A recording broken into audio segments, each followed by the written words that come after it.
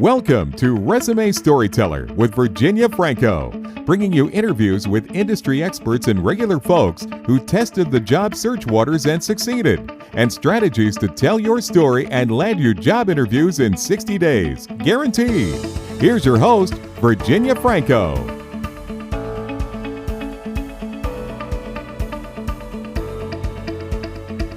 Hello, I have with me today Jarrett Weesey, and I have been a longtime fan of his on LinkedIn. He got his start a little differently than a lot of people that come to this to the career and job search industry. He had a degree in programming, and rather than banging out code in a cubicle, he found that he was always asking the why. And so that trait led to roles as an IT business analyst and a business process consultant, where he became an expert in finding out what a business needed, how to spell it out, how to stay in scope, and how to get the right buy-in. These skills proved invaluable to his role today as the CEO of Profiles at Pop, where he helps job seekers to create career marketing materials that attract recruiters, turn leads into prospects, and teaches them how to maximize LinkedIn. So, Jared, thank you so much for joining me and welcome. Yeah, thank you, Virginia. I'm so thrilled to be here. I love that intro, and thank you very much for that. So give us an overview of what you do on a day-to-day basis. Tell me how you help your clients. I can do it in 3 letters, POP. Okay. and actually on my profile, I recently added this to my LinkedIn profile because it was just kind of bugging me. It's like, there's got to be a way that I can convey that and actually give people a definition of what does POP mean. So I'm cheating a little bit here because I can't remember exactly how I had it. But yeah, on my profile, what the POP, I found a good way to think of it is performance plus optimization equals potential. And so it's not just a gimmick. It is a little bit, right? Because, you got to find ways to stand out. And that's a bit of the optimization, okay? There's, I know very well, from a journalism, from a publishing standpoint, if you don't grab somebody's attention in the headline, whether it's a newspaper article of old days or a chapter headline or a book headline, right? The book title. I mean, it's been proven that books that are not selling, they change the title on a book and suddenly it takes off. I mean, that's right. The importance of today, right? You know that. So that's exactly what I do. And that's why I love the fact that I can say it now in 3 letters. I used to love to say, I can say it in 3 words, what I'm all about. And that's basically joy, jobs, and leads. But, I want to distill it down. And that, in a nutshell, is what I do. It's what I'm all about, is distilling down the value that people offer and making it shine, especially on LinkedIn. And I love your headline on LinkedIn where you actually use the icons to literally make the headline pop. Exactly. I can't tell you how long that took me to kind of finally get to it. Because here's the thing, Virginia, it's which you probably already know. It's difficult to make sure you get something that's a different font like that to get it to work on different platforms. The iPhone is very different from an Android. Yeah, and so it's I had to make sure I'm stuck with plain text. I'm afraid. Exactly. Oh, and I've seen some people that, I know they've got good content because I have to jump to a browser to be able to read it. But I look at it and I'm thinking, I wonder if they even know. They didn't even check. No. I can't read half of what they're saying because they're using all this bold and all this other funky fonts. Yep. And they've gone overboard. And I've even had that feedback myself. Even with these very limited characters, some people don't like it. And it's like, that's fine. If you don't like it, then guess what? But you know what? You're telling me you didn't like it. That means you saw it. That means we're having a conversation. Right. Sorry, I guess it worked. Yeah, and your point about the Android and versus iPhone. I mean, over half of all users are using mobile, so you've got to think through all of that. Yep. When you're crafting your story.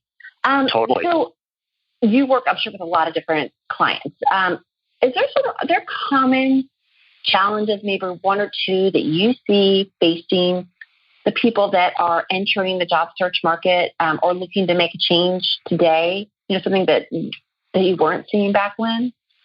Yeah, and actually it's a little bit of a good intro segue background for me, because it's kind of how I got to this place and how I realized there was a need. Roughly 15 to 16 years ago, I put my resume on a job board and I got called the next day with relocation. Basically, it started the next day. And I thought, wow, this is great, and truth be told, it was I was a programming degree, right? I was rich in my programming, and that was in demand. So everything conspired, everything worked. But that was back when the job boards were it. They were novel. Mm-hmm. Yeah. It's a different world now, right? So that doesn't work anymore. And what I started hearing is, I want to say, if I had to give an average rough timeline from clients, I'd say 7 to 8 years ago, all of a sudden everything changed. And what changed? The ATS in a nutshell, right? The automation, the scanning, the attention spans, the smartphones, whatever you want to pinpoint. That's just it. There are so many factors. I don't think any one of them alone was the reason. But there are people now that this is the hard part. They do the resumes, they spray them out there and pray. That doesn't work. They reach out to their network. And I know I was listening to your podcast episode with Hannah Morgan, and you rely on having a network. You want to maintain it. That's all good. That's all true. But I tell you, I've had clients where they've done all that too, and they've exhausted it, and nobody has anything for them. So even the good old boy or my best guy that always gets me a job, or he makes a job for me, it's not working as well. So it just really puts the onus nowadays, and it's where my passion lies, and the need, I think, is.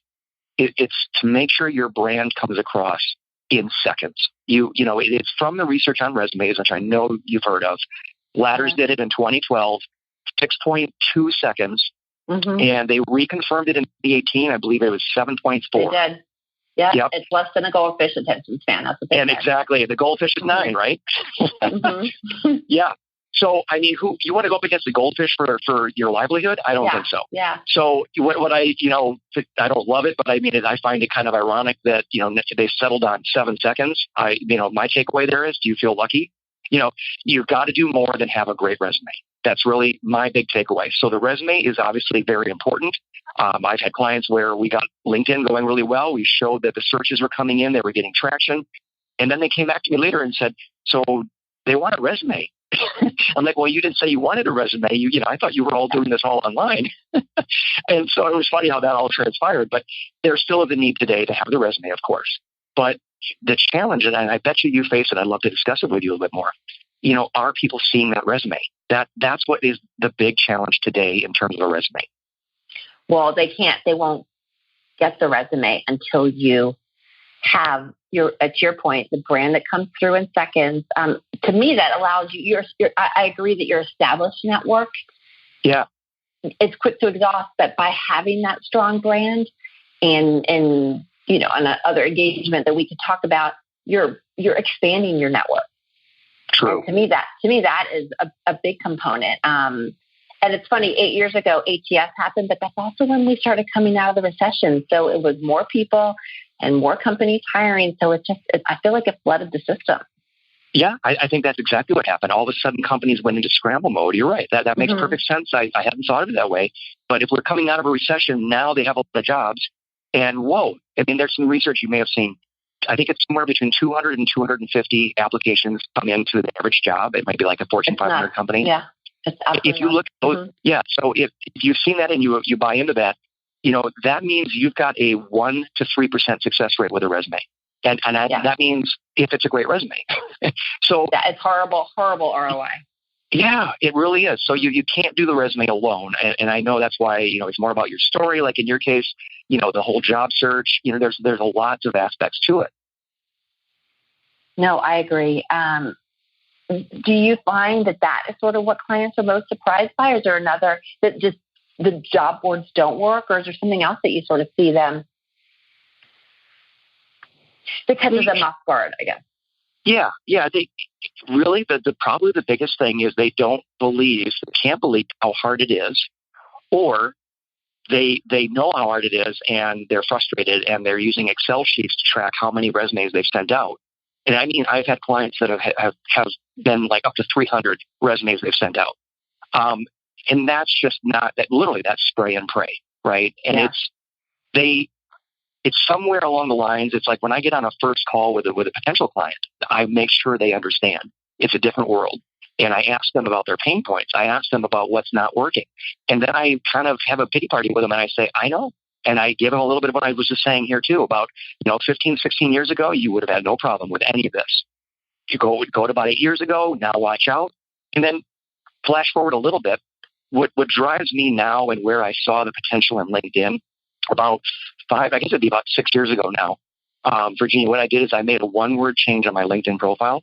I got a recruiter that called me and I got the job basically starting the next day. Just like I did with a resume 15, 16 years ago, it happened on LinkedIn 6 years ago or so. And when I saw that, I knew there was something here. So that's when I started, pursuing this passion in earnest, because there are so many people out there that don't realize that. They don't see the power. They don't know how to leverage.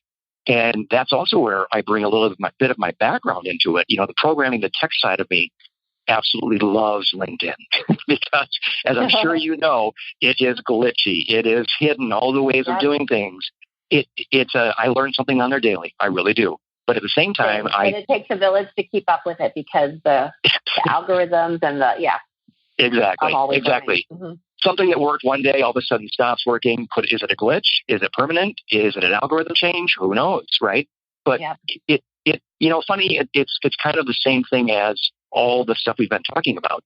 It's just one more thing, right? I mean, if LinkedIn shut down tomorrow, what are you going to do with your job search? You've got to have multiple avenues in motion. Yeah, no, I agree. I think that is what I see the most in terms of what has caught people off guard is spraying and praying doesn't work. Applying to 400 jobs it feels productive, but it's a false sense of security. Right. And I'm with you. I'm also with you that there's just a lot of power in LinkedIn. I used to think, 8 years ago, I said the resume was more important than LinkedIn. Then I was sort of like, well, they're both important. Right now, unless you have the most amazing network on the planet or you're in a job that is in high demand, I think LinkedIn is more important than the resume. You still need it, but... Right. Well, actually, that reminds me of a funny story, if you don't mind. I was talking with a CFO or actually a CIO, and we started talking. He was interested in services, and I said, how are things going? And he goes, well, I've been out and I've been posting things and seeing things on Indeed. And I thought, really? And so I paused there and I said, really? You're having luck with Indeed? And I said, usually that doesn't work anymore. And lo and behold, he ended up not going with me.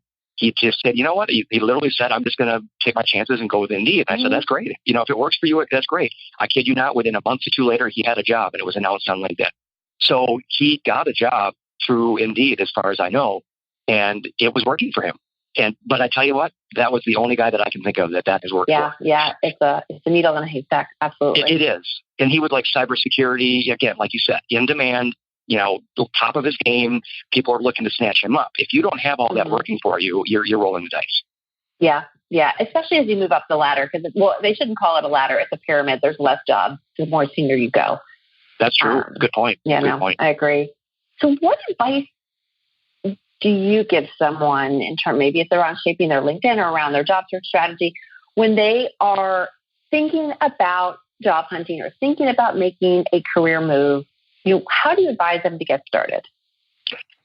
That is a great question. And for whatever reason, I was just thinking of this the other day. I think I was planning on a post, and I was, the spur of the moment ideas in my head of what I can post on LinkedIn. But to quickly summarize the challenge that people are facing, to me, all of a sudden, it came down to three things. What would you tell somebody? And it just hit me. So I'm just going to kind of say it out. And the third one was in flux. And but then you may repurpose this for your post. Okay, good. It'll look right because it's in the works and I'm still shaping it up. But you tell me, you're my first audience here. You tell me how good, if it's good or bad or it needs changing.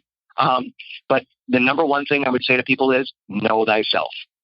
And the reason being, I almost invariably, everybody I see, whether it's their resume or their LinkedIn, when I first see it, it's all over the place. They are all things to all people. There's no focus. I look at it, and I know I heard on your podcast, if we can't figure out in seconds what it is you offer, and we know what we need, no one else will, and it's over. The fit isn't going to happen, and you might as well keep spraying and praying. So it doesn't start with, okay, well, then I'll just narrow it down to one title. No, you back up. Hold on. You can't just say, I'm going after one title. Is that your passion? Is that your competence? Are you really good at it? Is that where you excel? Right? What is where you could earn top dollar? People would snatch you up for that one role, that one skill. If not, it goes back to, you start off with know thyself. You have to do that first. Then it's know thy company or know thy place, right? Know where you want to be. And I don't know how to word that exactly, but it's about knowing your market, knowing where you are knowing thy company, knowing thy market. That's exactly. Yeah, knowing that market, right? Because it's not just a company. It may be pressures. It may be overseas. It may be globalization. Could be a lot of factors. Right. So, right. Yeah, your industry. That's right. Could be industry too. So you know that market. Thank you. You just helped me reframe the title. There you go. And then the last part is make a match, because it's not find a match. It's not pray for a match. It's not ask for a match. It's not open to new opportunities, seeking, please help me find a job match. It's make a match. If you don't do the work and put in the effort to do everything in your power to know yourself, know what's needed, and how you can solve that problem, it isn't going to work. How do you talk to me a little bit more about what's involved in making that match in your mind? Yeah, it's interesting. Maybe that goes into the next little bit of a segue. I saw, and I know you get into this kind of discussion a lot, I imagine. Do you take, let's say, a resume and you have it targeted to one company that you've been studying for forever? You know everything about them. Let's say it's a Google, a Facebook, or even just it's that best company in town, right? Whatever it is. Mm-hmm. Do you 100% focus everything and all your efforts on that one opportunity? If so, that could be great, and you better be at top of your game, because who knows, right? I mean, it depends on, are they hiring? What kind of situation are they in? Again, the market, know that market. But let's say they're not. And that becomes, to me, that's the challenge. If they may not be hiring right now, and there may be no hidden jobs, right? So, I mean, there's just basically no chance. Now what do you do? You've just customized everything toward that one opportunity. Yeah, so all your eggs in one basket. Mm-hmm. Exactly. There you go. All the eggs in one basket. So, at first I was, that some of the advice out there says, you've got to be targeted, right? You think about the resume and the ATS, and I get it. It's true. If you have any chance of getting through an ATS, it's got to be tailored to the actual job using the exact keywords, right? That's pretty common stuff out there, but it's true. And a lot of people don't take the time to do that even. And when you're sending out 300 resumes, good luck. Then they call you back and you're like, that's my client had. Oh, shoot, what resume was it they saw? Right. Totally, and here's the top of it all, what puts it all to bed is they go back to your LinkedIn and they see you're a jack of all trades. It's not at all what that said. Okay, goodbye. Done. Yeah. It's over. So you're shooting yourself in the foot. So that focus, know thyself, know thy market, and make it happen. You need to make it happen so clearly that in seconds, people glance at you in a listing on LinkedIn, in a comment that you've made, and they just see a little bit right there, and they're like, wow, look at the words he said, of course. Now, who is this guy? Look at the picture, look at the name, look at this first part of the headline. Wow, let's get a hold of this guy. Everything everything you put out there reinforces who you are as it relates to what you want to do. No, I agree. And when I work, as part of my process with my clients, I actually say, send me a handful of job postings of interest anywhere in the country. And that gives me a sense for, because there's always common keywording and key phrasing. So that allows me to beef it up with the keywords. But then you can sense tone and, industry drivers and all of that, I think. And then I can give direction on customization. I can write the LinkedIn accordingly. But when I do see job postings that are sort of all over the place, then we go back to the drawing board and say, I can't write this. We need to pick and see where it makes the most sense. Know thyself, right? I mean, it starts, we got to back up and we got to get the focus. Mm-hmm. Yep. Exactly. So true. Exactly. No, I run into that a lot too. I totally agree. So we've talked about the job seeker that is thinking about making a job search. What about that person who has been at it? The person who does have the 300 application spreadsheet, and they're frustrated and the job hunt is just not going well. What advice do you give them to help them figure out where things are going wrong? And maybe it's the same as the first person, but largely it is.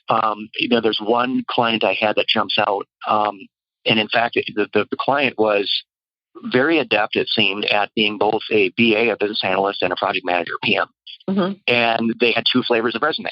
So right off the bat, they sent me both resumes, and I thought, warning sign, which are you? Because they are kind of different. You know, myself having done that for about 30 years, well, not 30 years, but maybe 25 years.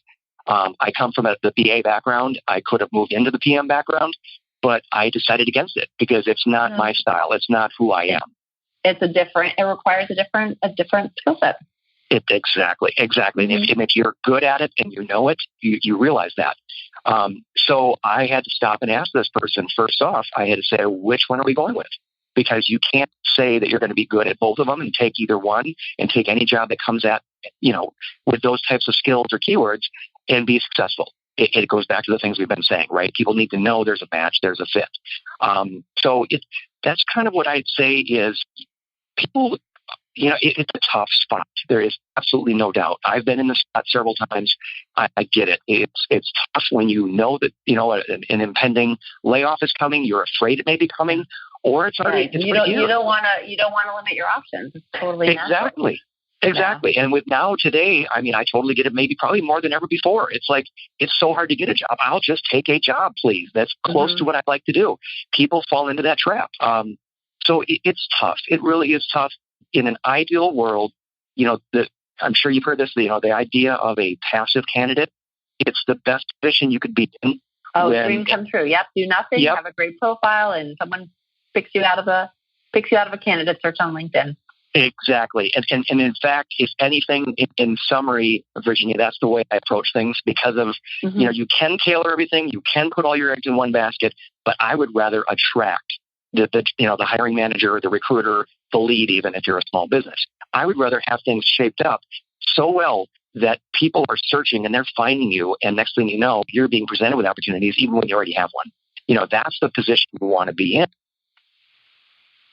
No, I agree. So what about, with the BA and the PM, for example, it's easy to write 2 different resumes.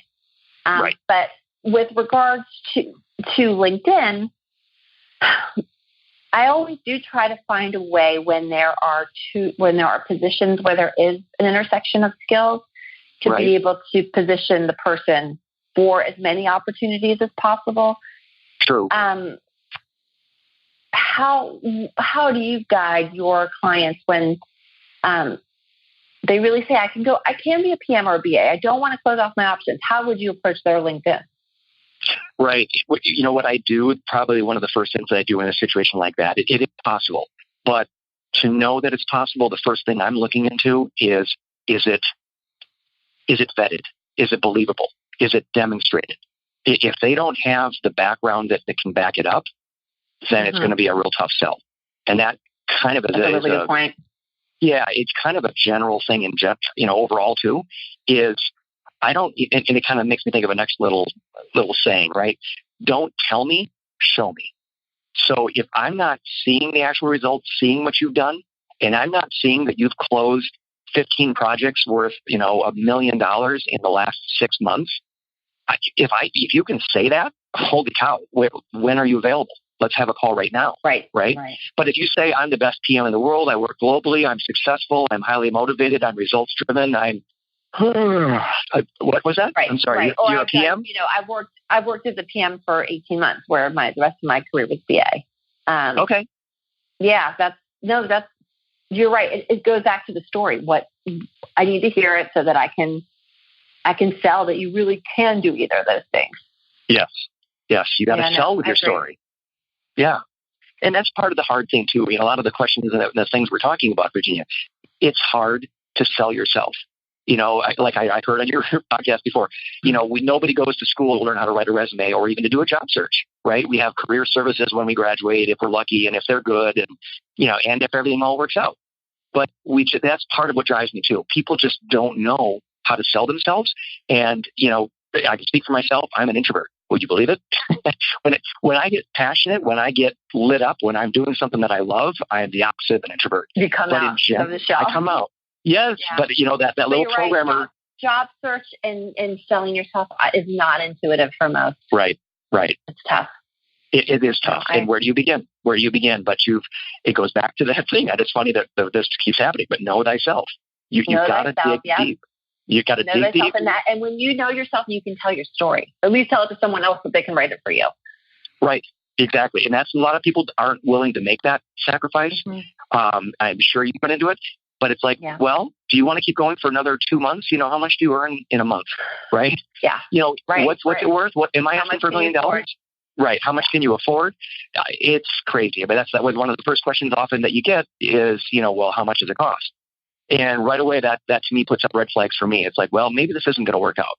Because if you're right away worried about cost, I would think that you're worried about a job. I'm not here to make $1 million off of you. I'm here to help you, but I have to make a living too. It's common courtesy. I don't know. I'm not sure how to describe that very well, but you know what I mean. No, yeah, I agree. I understand.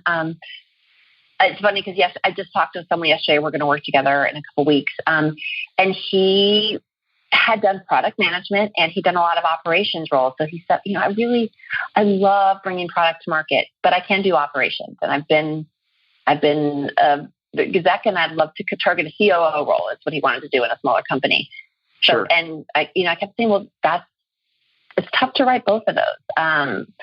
Right. I can say that you're a COO and that your roots are grounded in having done product management, but if you're a product manager, I'm not going to focus on your operations skills. It's different. And so what we discovered was he was working through the knowing himself. And when we finally came to it, he's like, you know what? I love the product piece. I'm like, well, then let's go with that. and that's what we're going to write. But it was that he needed to know himself so that he can tell me his story and I can frame it with that focus. Sure. Interesting. No, that's very good. And it's something you said too, that I love that. It's something that I run into once in a while too. If I had a recent client, this came up, and they may have been a small fish in a big pond, right? And yet that makes them qualified to be the big fish in a small pond, right? Maybe they were leading everything in a small company, so they were COO. But guess what? They really want to now work for a really big company. They're tired of the startup mode, whatever it is. You might need to go down to a VP role. Exactly. And they hopefully Yep. Then it makes sense. But then people need to understand that. So again, it goes back to your story, right? You've got to be able to explain that, because wait, you're COO and now you're going for VP. Well, did you suck? Were there problems? Were you fired? It leads to all these red flags and all these questions. You have to show the context. And that's what I always say, show the outcomes within and your results within the framework of context. Yep, and that's how you make stories. That's how you tell stories that people remember. Well, Jared, I'd love to just switch gears really quickly because I deal with this all the time. I think you might be a little bit younger than me, but I'm sure you deal with it as well. Age discrimination. Big concern with my clients, especially with LinkedIn, because you have to put your picture up and then they don't know how far back to go, and looking their job experiences. What are your thoughts on the topic? How do you guide your clients? It is real. It is totally real. And in fact, up until recently, I'm kind of rethinking. One example is one of the first things that I would do with a client is I remove the months from their dates, because you can smooth out the gaps. It's more of a gap thing, right? But you don't need to say I started in, January and left in December, and then I started something else in December or January. So don't do that. Just make sure that it doesn't have any visible yearly gaps, or if there are, explain them. But it ties to the other topic. A lot of times, I'm sure you've gotten this question: how many pages should a resume be? Well, the same goes for the resume as well as the LinkedIn. In my view, it depends. I don't say 2 pages. I also don't say it should be 15 years and no more, or it should be 5 years or 10 years and no more. It depends. It depends on what you can show. But if you are, let's say, a minority or a woman, if you feel there's any prejudice that could be there in whatever the content is that you're saying, and if we're talking about age, it tends to be women, obviously, right? It's just in general, though. Let's say it's a job where they're looking for a new guy that, a male that is up and coming and he's going to dominate and take over the market. Well, guess what? If you've been in a position for 30 years, they're going to be like, I don't know, can you easy up for it? Right? So you have to, even then, you have to look at it in context. But in general, it is a good guideline in my book to remove the dates. Here is a perfect example, and I heard Hannah Morgan talking about this. Remove the dates on your education. You don't give them an easy way to say, oh, you graduated in 1970? Forget it, right? Don't do that. Don't set yourself up to be right away discriminated against. And I don't care what the role is. And I love that episode, by the way, because you could go ahead. Okay. Okay. Because you could be 70 years old and you could have the most energy that anyone's ever seen versus, like you guys, I think we're discussing, you could be 50 years old and you're lethargic and you wear old fuddy-duddy clothes and, who would want to work with you, right? So, it all depends. Don't give them an automatic way to judge you and rule you out. It's interesting because I recently took the National Resume Writers Association offers an NCO class, which teaches you all about the back end of LinkedIn. And one of the things that I learned, and I don't know if it's recent, but that when people are using whatever the premium, whatever one of the tools that LinkedIn sells, it's not Navigator, it's the other one, the one that recruiters use on LinkedIn to search for talent. The recruiter, LinkedIn Recruiter, sure. LinkedIn Recruiter, yeah. That one of the fields that they can put is went to college. And if you don't have a date, I think this is right. If you don't have a date on your LinkedIn for when you went to school, then potentially you could be removed from that. So, to me, it's a balance. If you're 45, then I'd say, maybe put the date on it. You just have to weigh out, are you going to give them ammunition that hurts you, or are you going to get dinged out of certain jobs? You nailed it. And that's exactly why I would say it depends, right? There's no clear-cut example. It depends is my favorite answer. Yeah. Yep, it is. Because, resume length, how many years, school, no school, picture, great picture, recent picture, new picture. Mm-hmm. You got to keep it all in context. I totally agree. But yeah, I'm with you. You need to think about the companies that you're looking at as well. Whether the dates and the fact that you have some gray hair is going to make a difference. Right. Yeah. Good point. So one of my favorite questions to ask is you're getting ready to close down shop and someone says, what are one or two tools that I absolutely cannot be without during my job search? Tell me now before you close your doors forever. What would you say? Some of the best tools in your job search. Yeah. I'm guessing you're going to say a really good LinkedIn profile. That's what I would say if I was you. Well, yeah. I mean, I was kind of thinking beyond that. I mean, to me, a LinkedIn profile is absolute must. It's like, yeah, duh. But how do you get the good LinkedIn profile, right? I'm thinking of tools that will enable you to then have the good LinkedIn profile.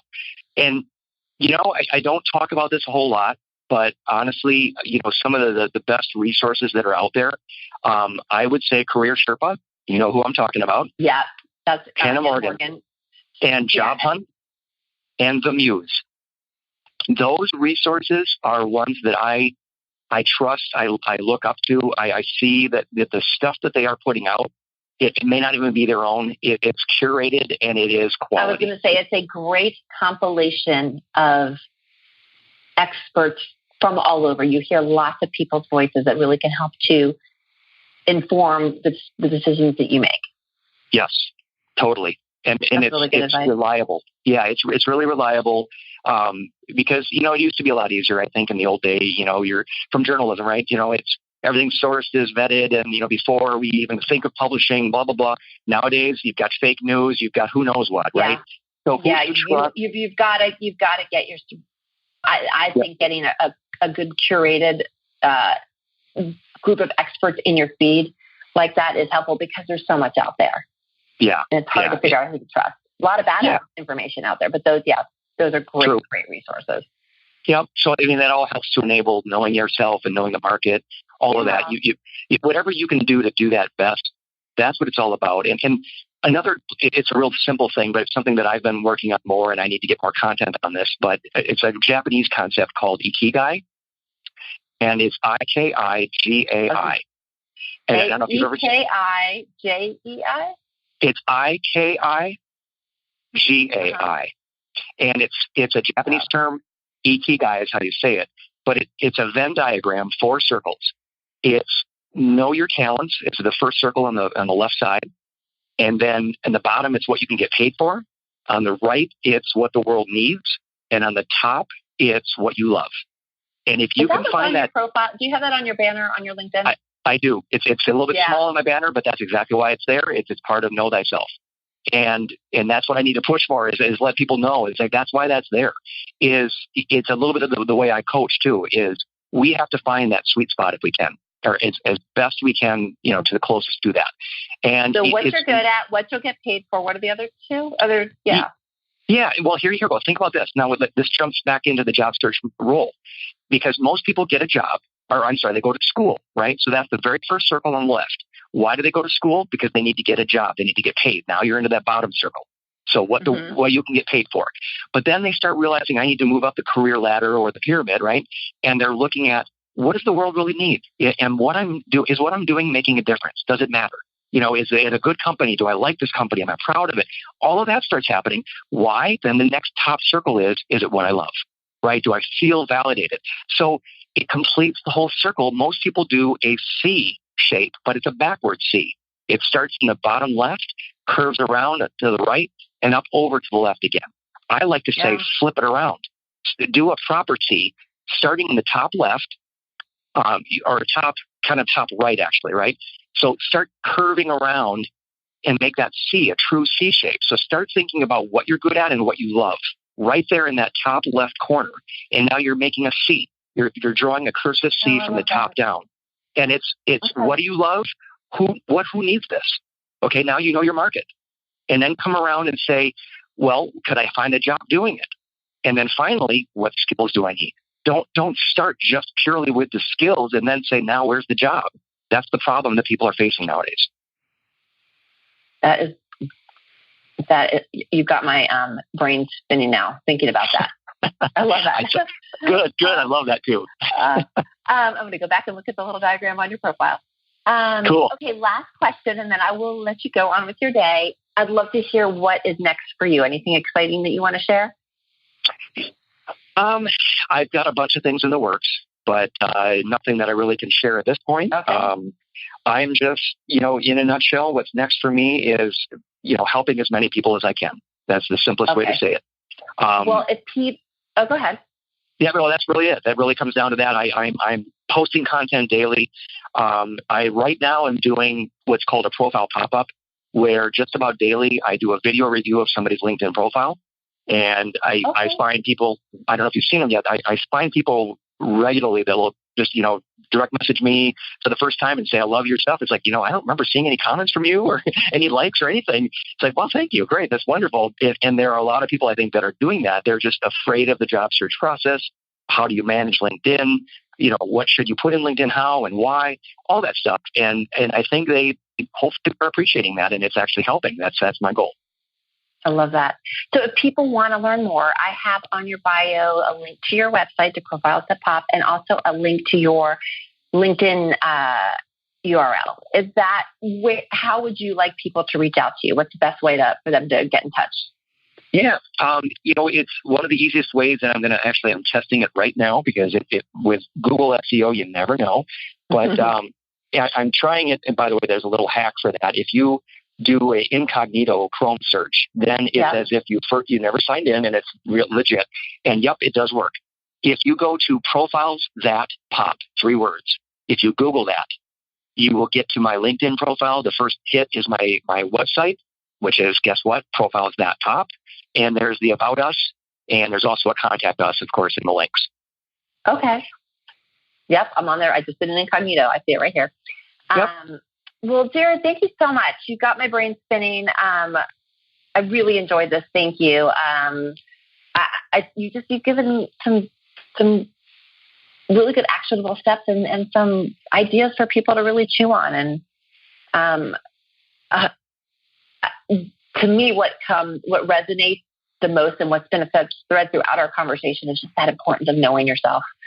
And from there, everything else will follow. So thank you. You've really clarified that for me. That's awesome. Yeah, I don't know where that came from exactly, but it just kind of popped up in the middle of our conversation. That and it's amazing very wise. It took a life of its own, and obviously it's important, right? Yeah. Well, thank you. Yeah, thank you so much. This was a pure pleasure. I loved it. Take care. All right, you too. You've been listening to Resume Storyteller with Virginia Franco. To learn more about storytelling strategies to catch the eye of today's skim online readers, hiring and decision makers, go to www.virginiafrancoresumes.com.